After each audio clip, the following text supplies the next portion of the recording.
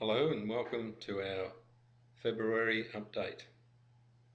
Barbara and I have arrived in the United States and we are staying at Earthgate Studios in the Poconos.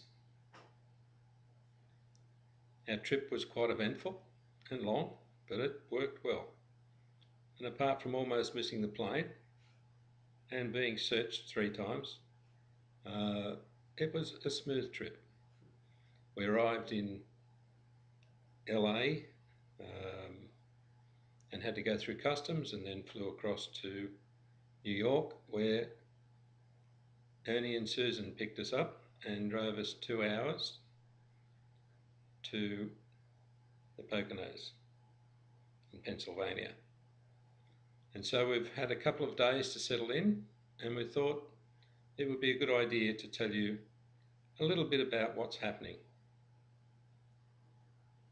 The energy changes that we feel as we travel across the country are quite enormous, and the energy here in the Poconos is marvellous. It's clear and it's gentle, and it's something that we've looked forward to for a long time.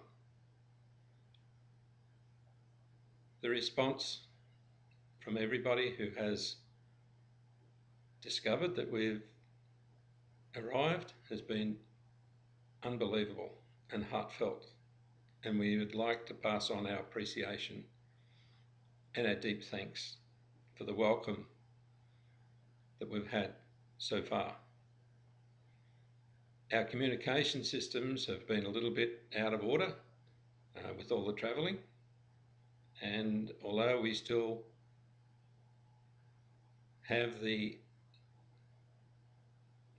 computer running, it's quite often that we're not picking up messages because they're laptops now and they shut down automatically. Previously in Australia, had a server that picked up everything every day, and we can get back to that and we can contact everybody, but it'll take a little bit of time to get organised. So we thought we'd just put this out there in a form that everyone can access, and you can discover for yourselves that we're both doing well and looking forward to seeing everybody. We have a plan to tour the West Coast. I'm not really familiar with all the areas. Alan Steinfeld will be putting a lot of that together for us, and many of our friends have invited us to visit. And so as soon as that's available, we'll pass it out and hopefully talk to many of you directly. There are some meetings organised in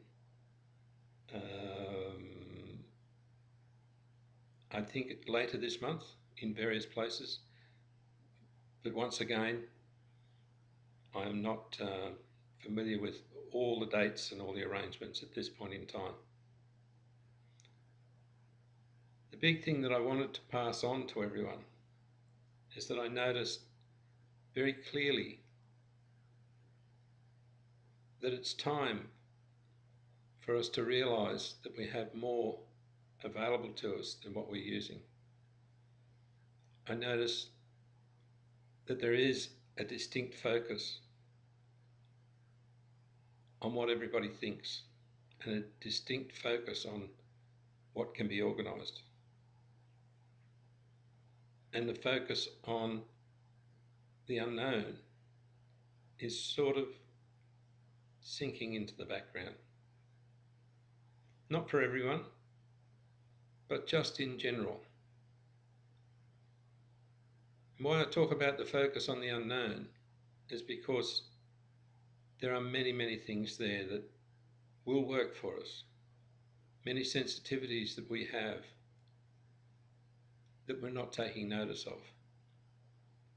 Our ability to make things work is not now based on our physical ability. It's based on another set of senses and another set of energies,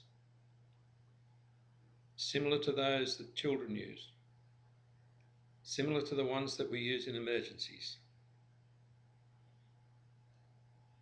The senses that tell us someone has entered the room, the senses that tell us something needs attention. It's more than intuitive, it is real. And the focus on what to do is really still the same as it used to be because of the word do. And much of what has to be done is to stop doing. Now that sounds back to front, and it is very frustrating when you can't see what you are actually achieving. It's only a matter of a very, very short time when what you know you have influenced, maybe by sitting in your lounge chair, will show itself almost immediately.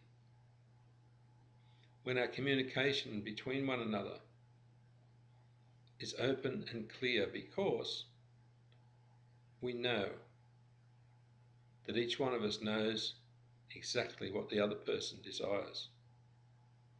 Not necessarily what they think, but what their hearts desire. And if a thought comes to another person from their heart's desire, you will pick it up almost immediately. So the same thing happens in reverse. If you work with your heart's desire, it will be picked up and action will happen, even though your logic cannot understand it. And over the period we're here, as ever long as that may be, depending on all the legal circumstances of being in the country, we will be working on the unknown and attempting to display to everybody the skills that we all have in making our world work in a totally different manner to what we have in the past, where life is a total joy and where there is so much time to restructure ourselves that we don't have to do the restructure. And that also sounds back to front. But time is not as it seems. And time, applied correctly, will do the opposite to what we've been using it for now. Many people have said time heals. And if you play with that, you'll see that you can adjust time and your healing will be shorter. Because time does heal. But if you make time long, healing takes a long time. If you make time short, healing is instantaneous. And if you make it really short, healing happens before the problem appears to you.